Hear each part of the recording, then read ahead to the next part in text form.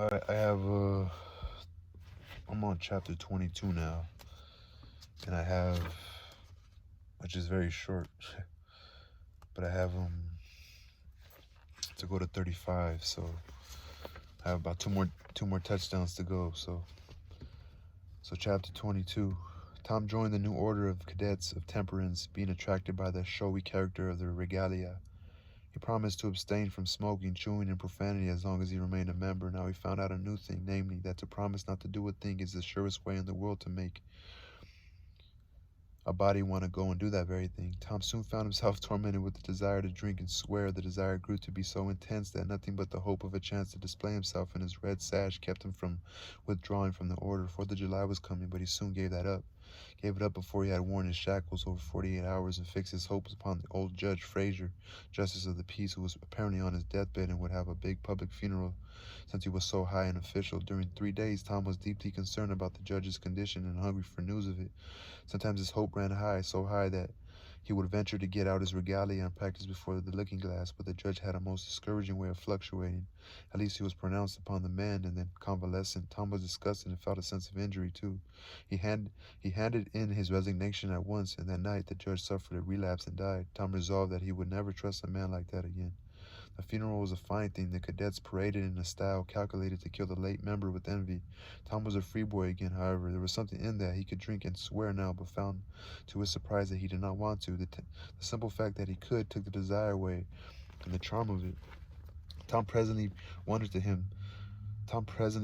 to find that his coveted vacation was beginning to hang a little heavily on his hands. He attempted a diary, but nothing happened during 3 days, and so he abandoned it. The first of all, the Negro minstrel shows came to town and made a sensation. Tom and Joe Harper got up a band of performers and were happy for 2 days. Even the glorious 4th was in some sense a failure, for it rained hard. There was no procession in consequence, and the greatest man in the world, as Tom supposed, Mr. Benton, an actual United States Senator, proved an overwhelming disappointment, for he was not 25 feet high, nor even anywhere in the neighborhood of it. A circus came. The boys played circus for 3 days afterward in tents made of rag carpeting. Admission, 3 pins for boys, 2 for girls, and then circusing was abandoned.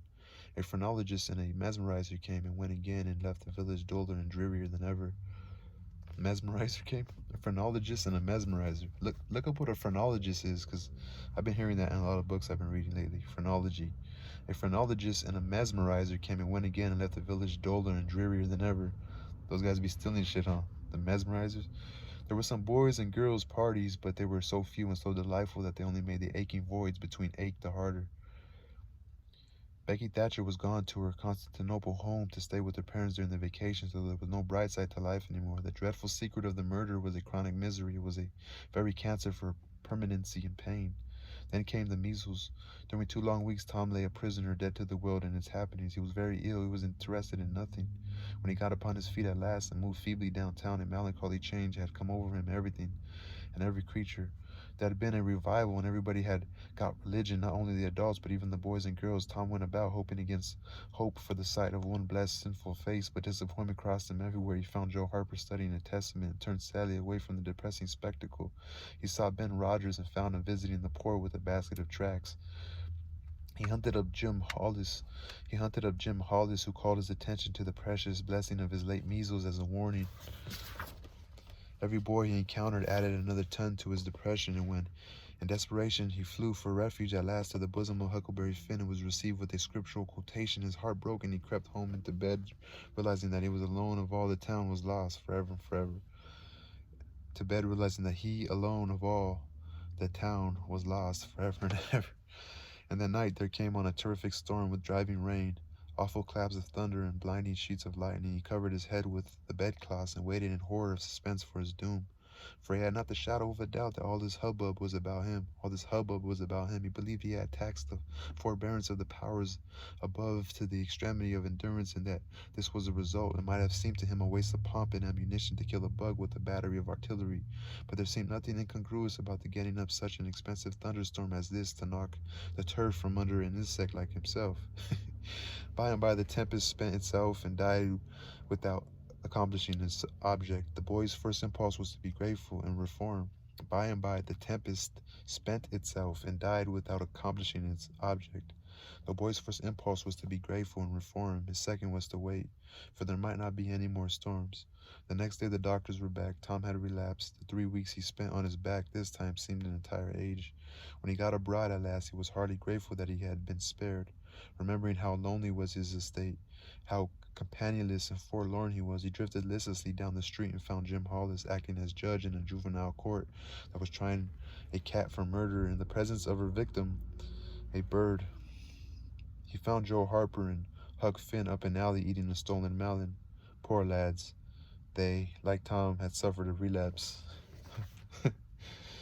I meaning like trying to do good and then he just ended up doing bad. Tom relapsed. So, and he got sick too, right? He got the, I don't know, measles or what did he get? He got sick, right? But that's funny. Anyway, though, that's the end of chapter 22. I'm probably stupider than you guys. Trust me, when I watch my videos again, I listen, I catch more things than when I'm reading it. Because I gotta make sure I try to pronounce it. And I gotta like fix, when I stumble on a word, I gotta try to get it quick for you so your attention keeps going. Anyway, so that was the end of chapter 22. I want to see how much battery I have and what time it is, because I'm trying to get a little exercise in. Peace, y'all.